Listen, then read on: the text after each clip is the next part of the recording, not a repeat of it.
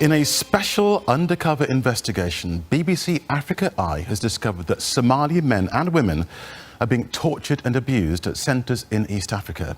Now, these centres claim to be rehabilitating those they say have gone against Somali culture and religion, accusing them of drug abuse and un-Islamic behaviour. But we've discovered serious abuse.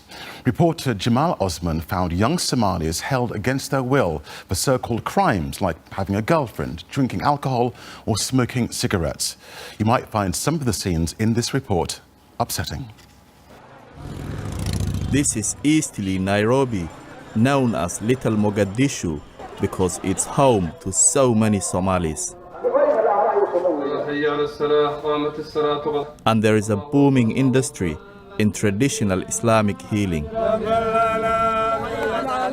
We have discovered disturbing evidence of torture in some of the rehabilitation centers. Darul Shifa is one of them. By going undercover, we filmed these shocking scenes. Patients are kidnapped, held against their will,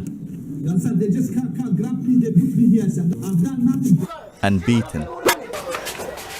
One insider told us that this violence was common. I have seen clients have broken arms. We have taken some to hospital because of the kind of violence. It's not just beatings.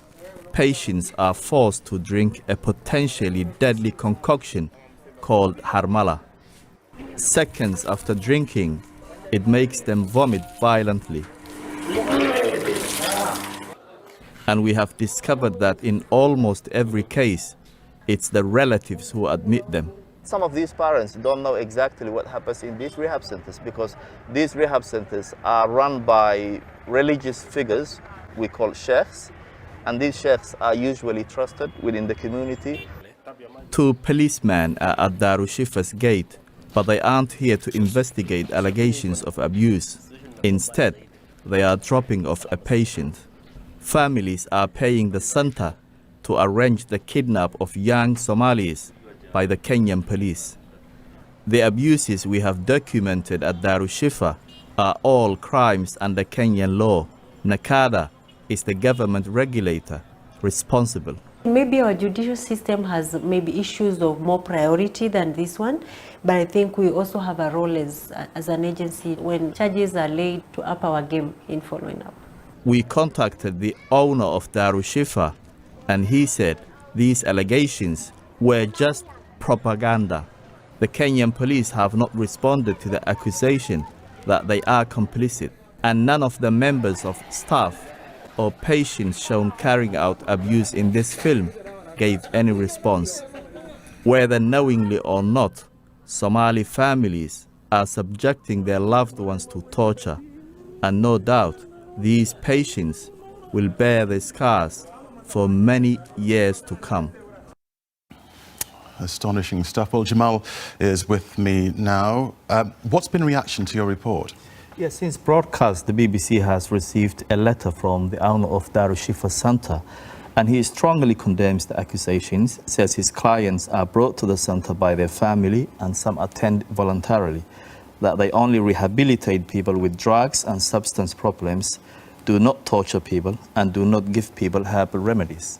Okay, so quite a denial there. But why are parents doing this? Why are they sending them to these centres in the first place? The parents generally have good intentions. They want these children or their loved ones who they think are going the wrong path to be rehabilitated. But what they don't know is what happens inside.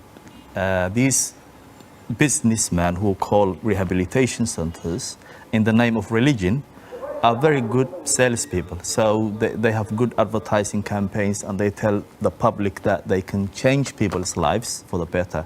And I think that alludes the families to take them to these places. Okay, just really quickly though, what must this have been like for you going undercover, filming these scenes? It has been very hard, and it has been a long journey. We've been working on this story for several months. It's very difficult. We were trying to get to another center which was raided 2 weeks ago, 2 weeks before we arrived. So it has been tough, but that's what you have to do to uncover wrongdoings, I think. Jamal, thank you very much indeed. Great report.